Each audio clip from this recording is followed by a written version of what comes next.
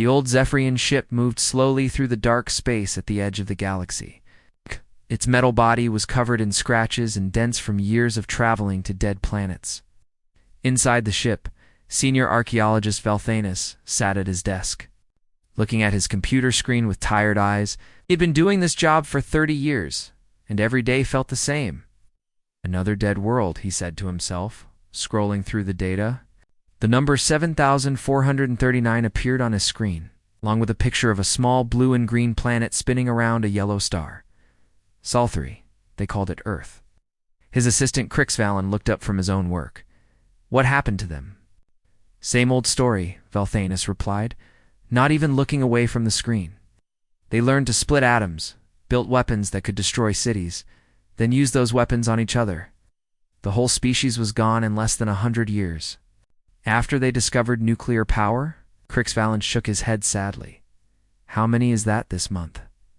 47 worlds, all dead for the same reason. Valthanus marked the file as complete and moved to close it. They get smart enough to make terrible weapons, but not smart enough to know they shouldn't use them. The planet Earth had been found by a survey team 300 years ago. Team had seen the radiation scars on the planet's surface and quickly marked it as another failed civilization. Since then, Earth had become a famous example in schools across the galaxy. Teachers would show pictures of the dead planet to their students and say, this is what happens when a species chooses war over peace. But Valthanus didn't have time to think about dead planets anymore. His communication device started beeping with an urgent message from the Galactic Council. The message was marked with red symbols that meant extreme danger. Far away in the center of the galaxy, Admiral Plexmorin stood in the command center of the largest space station ever built. The walls around him were covered with screens showing star maps, and every screen showed the same terrible truth. Red dots marked the places where star systems used to be. Now there was only empty space. Sir, we just lost contact with the Kepler sector, reported Captain Nixhalen, his voice shaking with fear. Plexmorin's 4 eyes stared at the tactical display. 17 worlds, each with billions of people, had simply vanished. The enemy had eaten them all in just 3 days. Ow. Is that possible? He whispered. The Void Swarm moves faster than we thought, another officer replied. They don't just destroy planets. They consume everything. The land, the oceans, even the atmosphere. Then they move on to the next system. The Admiral's hands gripped the metal rail in front of him. The Void Swarm had appeared 6 months ago from the empty space between galaxies. At first, the Dominion Alliance thought they were just another enemy that could be defeated with enough ships and weapons. But this enemy was different.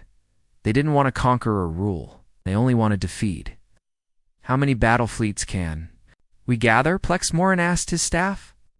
12 full battle groups are ready now, answered Commander Zethkrin. The Hegemony Empire promises to send 8 more fleets within the next few days. 20 fleets, the Admiral said quietly, against an enemy that has already eaten 3 entire galaxies. The room fell silent. Every officer present knew the numbers. The Void Swarm had consumed billions of worlds across 3 different galaxies before coming to theirs. No military force had ever stopped them. They moved like a plague of hungry insects, eating everything in their path. What about the outer colonies? Asked Captain Nixhalen. Do we tell them to evacuate? Where would they go? Plexmorin replied. The swarm is coming from every direction. There's nowhere to run. On his ship at the edge of the galaxy, Valthanus read the emergency message with growing horror. The Void Swarm was real, and it was coming. All archaeological missions were cancelled.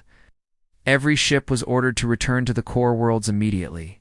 We need to leave now, Crixvalen said, already preparing their ship for departure. But Valthanus hesitated. He looked once more at the file for planet Earth. Something about it bothered him, but he couldn't figure out what. The planet had been surveyed properly. The radiation signatures were clear. The species was definitely extinct. Sir, Crixvalen called from the pilot's seat. We really need to go. Valthanus closed the file and stood up. You're right. Set course for the core. Worlds, maximum speed. As their ship turned away from the outer rim, Neither of them noticed the small ships that had been watching them from the shadows. The ships were sleek and quiet, built with technology that could hide from any scanner in the galaxy. Inside those ships, beings that the galaxy thought were extinct had been observing the Zephyrian vessel for hours. The Watchers had been waiting for this moment for a very long time. The astral wanderer shook violently as bright blue sparks flew from the control panels. Velthanus grabbed his chair as the ship's quantum drive made a sound like screaming metal. The engine that let them travel faster than light was breaking apart. Emergency shutdown, Crixvalin shouted, pressing buttons frantically. The exotic matter container is cracked. We're losing power fast. Velthanus watched the energy readings drop to almost nothing. Without the quantum drive, they were stuck in normal space, moving as slow as an ancient rocket. Where are we? Sol system, his assistant replied, checking the navigation computer. We're near that dead planet Earth. It's the only place we can land for repairs, the old archaeologist sighed. Of all the places to get stranded, it had to be near a radioactive wasteland. Fine, take us down. But keep the radiation shields up. The whole planet is supposed to be poisoned.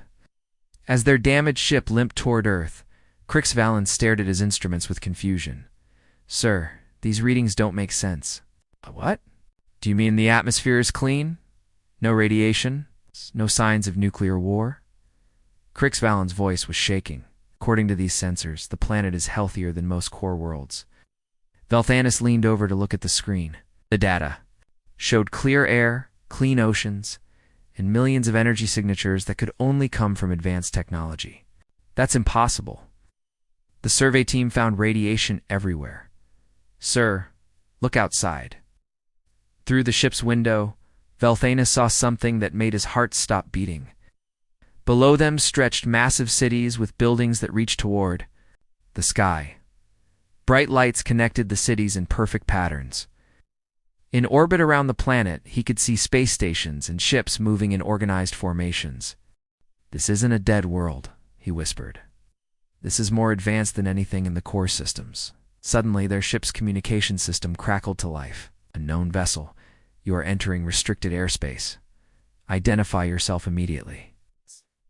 And Crixvalin looked at each other in shock. The voice was speaking perfect, galactic standard, but there was something different about the accent.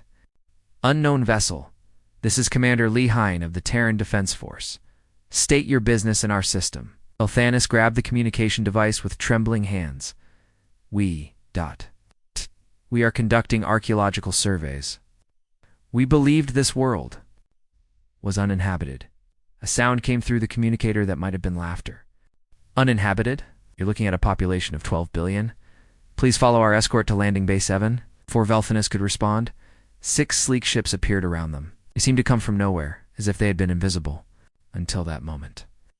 The ships were beautiful and deadly, with smooth curves and weapons that looked nothing like standard galactic technology. How did they sneak up on us? Crixvalin whispered. I don't know, Velthanus replied. Our sensors should have detected them from thousands of kilometers away. The escort ships guided them to a landing bay that was larger and more advanced than anything Velthanus had ever seen. As they landed, he noticed that the technology around them was completely different from what he knew. Metals were stronger, the energy systems more efficient. The design was elegant in a way that seemed almost impossible. A tall figure waited for them at the bottom of the landing ramp. The being looked humanoid, but was clearly from the species that was supposed to be extinct. He had dark hair, intelligent eyes, and wore a uniform that was both practical and impressive. Welcome to Earth, the figure said in perfect galactic standard. I am Commander Lee Hine. I apologize for the confusion, but we don't get many visitors from the core worlds. Velthanus could barely speak. You're human. But humans died out thousands of years ago. I can see why you might think that, Lee replied with a slight smile. We've worked very hard to make sure the galaxy believed we were extinct. It was safer that way. Safer from what? Lee's expression became serious. From the same thing that's threatening you now, the Void Swarm. The words hit Velthanus like a physical blow. You know about the swarm? We've been tracking them for decades, Lee replied. We know they've already consumed 3 galaxies. We know they're moving toward the core worlds. And we know that the Dominion Alliance's current strategy will fail. Crixvalen stepped forward. You've been watching us. Why didn't you help? Why let the galaxy think you were dead? Because we needed time to prepare, Lee answered. The Void Swarm has destroyed every civilization they've encountered. Every species that tried to fight them using conventional methods has been consumed. We realized that to survive, we had to think differently. Lee gestured to the advanced facility around them. While the galaxy grew comfortable and predictable, we stayed hidden and learned. We studied every battle, every defeat, every pattern the swarm follows. We discovered their weaknesses, and we've been preparing for this. War for 300 years? Velthanis looked around at the humans working with technology that seemed impossible. You've been preparing for 300 years? Yes, Lee replied. Because we knew this day would come. The question is, are you ready to listen to what we've learned? The human ship was unlike anything Velthanis had ever traveled in. Walls seemed to bend light around them, and the engine made no sound at all. As they flew toward the galactic core, he watched the stars blur past at impossible speeds. How are we moving so fast? He asked Commander Lee Hin, who was standing beside him in the observation deck. We learned to think differently about space travel, Lee replied. Your ships push through space. Our ships convince space to move around us. Velthanis didn't understand the science, but he could see the results. They were covering distances that should have taken weeks in just hours. Soon they would reach the core worlds where the Dominion Alliance was preparing for war. Dr. Park. Sujin entered the room carrying a small device that projected 3-dimensional images into the air. She was a quiet woman with sharp eyes and graying hair. I need to show you something, she said to Velthanis. Something your people need. To understand about the enemy you're facing. She pressed a button, and the air filled with moving pictures of the Void Swarm. The creatures looked like giant insects made of living metal and darkness. They moved together in perfect coordination, consuming everything in their path.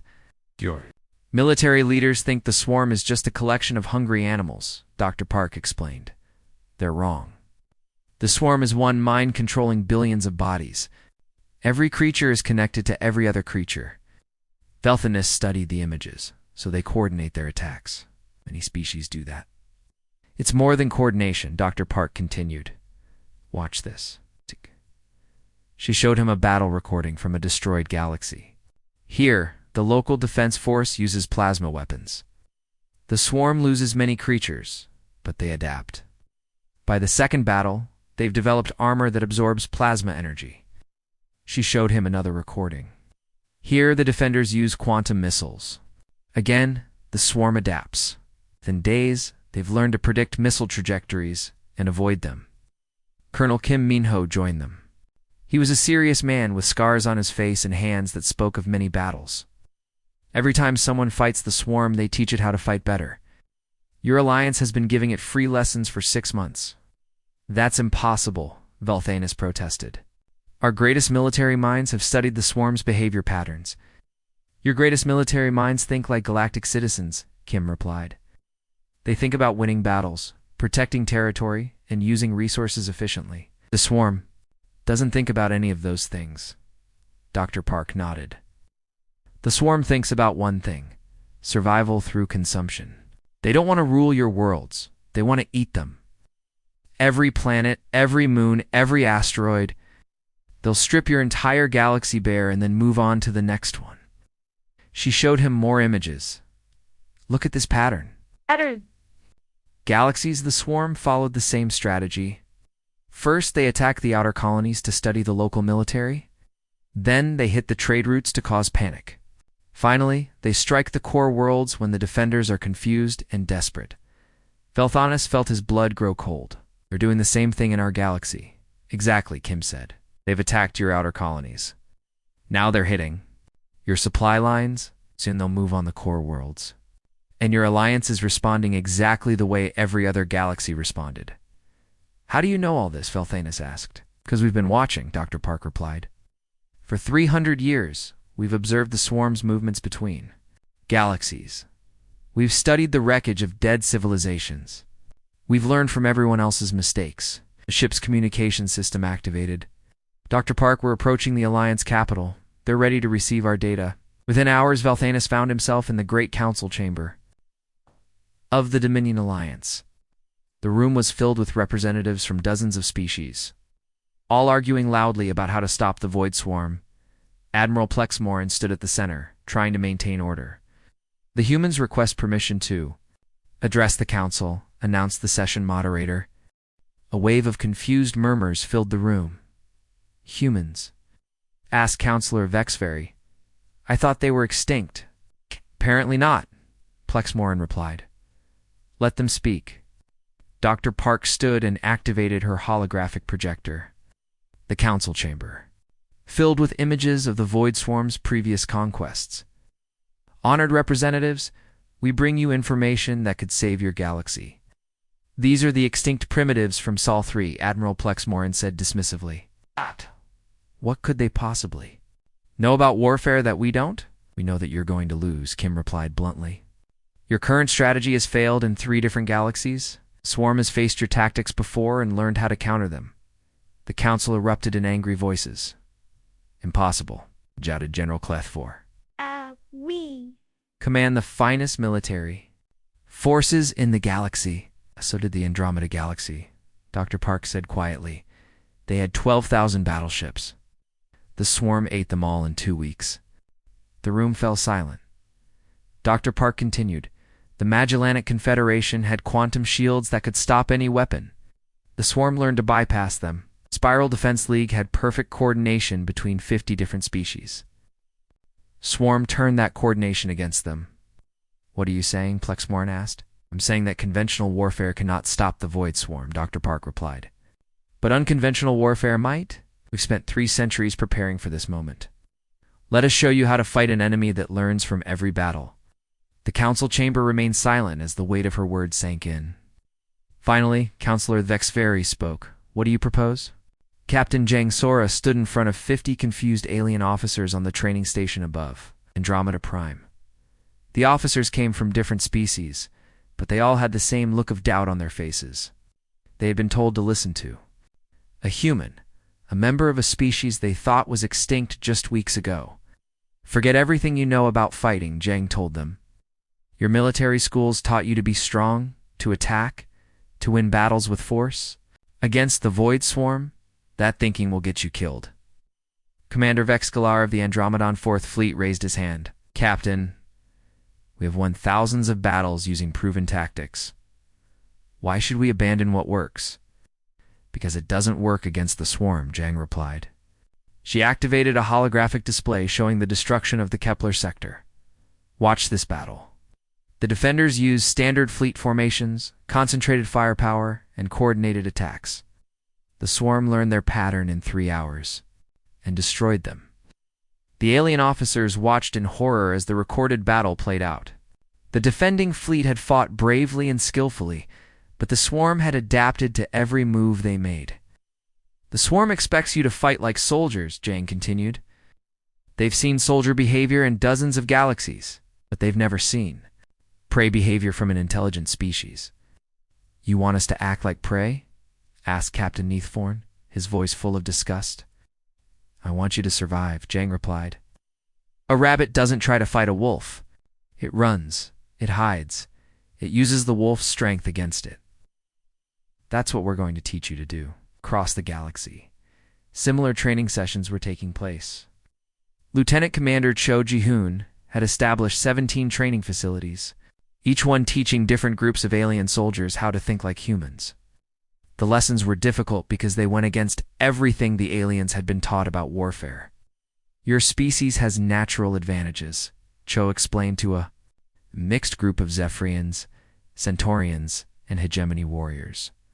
Zephyrians can see in multiple dimensions. Centaurians can survive in any environment. Hegemony warriors can coordinate perfectly with their squad mates. The swarm has faced each of these abilities before, but never all together. The training was intense. The aliens learned to use adaptive camouflage that changed not just color, but also heat signatures and electromagnetic patterns. They practiced with quantum disruption weapons that could confuse the swarm's sensors. Most importantly, they learned to work together in ways that seemed impossible. The swarm is one mind controlling billions of bodies, Cho explained. We're going to be billions of minds acting like one body. Every time they think they understand us, we'll change the pattern. The first real test came at Proxima Station, a small outpost on the edge of Alliance space. The station wasn't important strategically, but it was exactly the kind of target the swarm usually attacked to test enemy defenses. Captain Jang Sora commanded the defense force, a small group of ships from 6 different species. When the swarm scouts arrived, they found what looked like a standard defensive formation protecting the station. All ships, begin Phase 1, Jang commanded. The defending ships opened fire on the swarm scouts.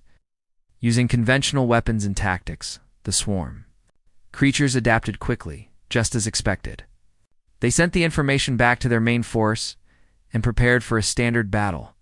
When the main swarm force arrived, they found the station apparently abandoned. The defending ships had vanished, leaving only empty space and a few automated defense platforms. Phase 2, Jang whispered into her communicator. The swarm moved in to consume the station. But as they approached, the space around them suddenly filled with ships. The defenders had been hiding using human cloaking technology, waiting for the perfect moment to strike. But instead of attacking the swarm directly, the Alliance ships targeted the communication links between the creatures. Quantum disruption weapons scrambled the signals that held the hive mind together. For the first time in their existence, individual swarm creatures found themselves cut off from the collective intelligence. Phase 3, Jang ordered, the confused. Swarm creatures tried to regroup, but the Alliance ships were already gone. They had struck like lightning and disappeared like ghosts, leaving the swarm unable to learn from the encounter because they couldn't understand what had happened. Admiral Plexmorin watched the battle recordings from the Alliance headquarters. Incredible, he said to General Yoon Sajin, who was standing beside him. They destroyed a swarm vanguard without losing a single ship. That's not the most important part, Yoon replied. The most important part is that the swarm learned nothing from this battle. They can't adapt to tactics they can't understand. How is that possible? Because we're not fighting them the way they expect, Yoon explained. Every other species they faced has tried to be stronger than them. We're teaching the galaxy to be smarter than them. The victory at Proxima Station was small, but it proved that the human strategy could work. Word spread quickly through the Alliance. For the first time since the swarm had arrived, there was hope. But you knew that the real test was still coming. The swarm would not be fooled by the same trick twice. It would adapt, learn, and come back stronger. The question was whether the galaxy could learn and adapt even faster. The sky above 7 star systems turned black as the void swarm arrived in full force. Their massive living ships were so large they blocked out entire suns, casting whole worlds into darkness. The creatures moved in perfect formation, billions of them working as one mind with one terrible purpose. Admiral Plexmorin stood on the bridge of his flagship, watching the sensor displays with growing horror. How many of them are there? He asked quietly. Estimated 12 billion individual units, his tactical officer replied. Mass readings suggest they've consumed at least 40 star systems to build this fleet. The admiral looked at the greatest military force in galactic history assembled around him. 3,000 ships from 50 different species, all waiting for his command. It should have been enough to stop any enemy, but against the swarm, it looked pathetically small. Sir, incoming transmission from General Yoon, his communications officer announced. The human general's face appeared on the main screen. Despite the desperate situation, Yoon looked calm and confident. Admiral, are your forces ready? As ready as we can be?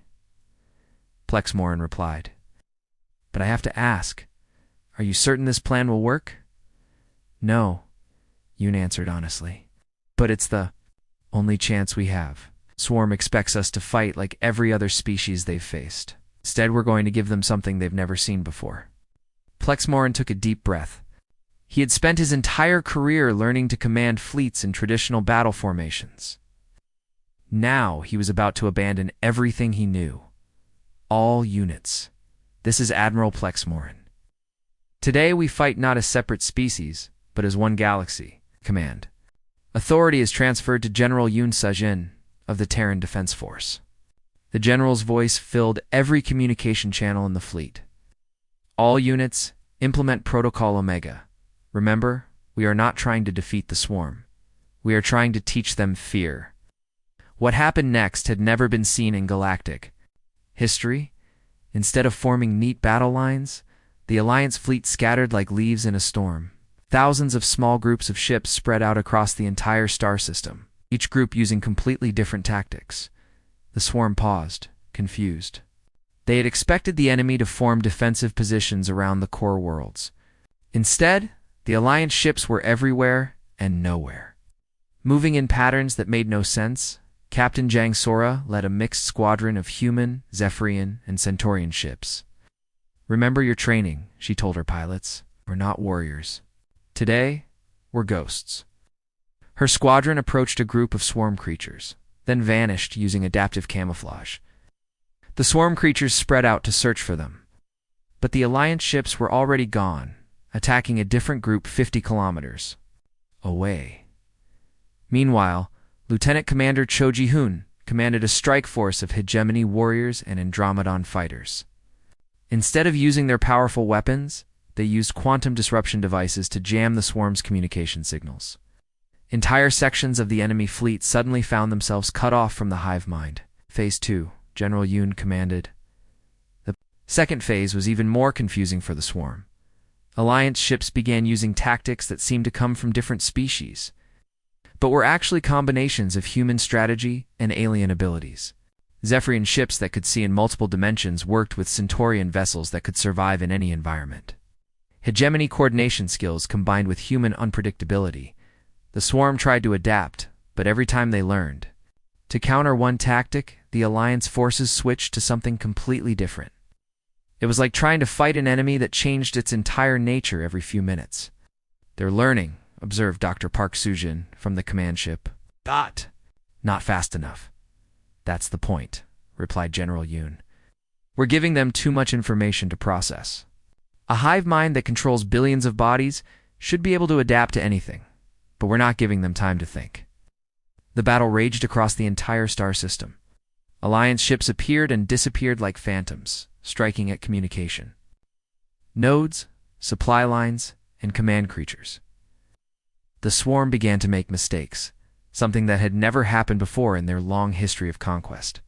For the first time, individual swarm creatures began to show signs of confusion and fear. Cut off from the hive mind by quantum interference, they started to act independently. Some fled. Others attacked their own kind. The perfect coordination that had made them unstoppable began to break down. Phase 3, Yoon commanded. The final phase was the most audacious. Every Alliance ship in the system suddenly appeared at once, surrounding the swarm's command vessels. But instead of attacking with weapons, they broadcast a signal that Dr. Park had developed a psychological warfare technique, designed specifically for hive minds. The signal carried the combined thoughts and emotions of 50 different species, all focused on one concept: resistance. The swarm's collective consciousness, which had never experienced doubt or fear, was suddenly flooded with alien emotions it couldn't understand or control. The effect was immediate and devastating. The swarm's coordination collapsed completely. Their massive bioships began to retreat, fleeing back toward the empty space between galaxies. Admiral Plexmoran watched in amazement, as the enemy that had consumed 3 entire galaxies ran away from a force 1/10 their size. "How is this possible?"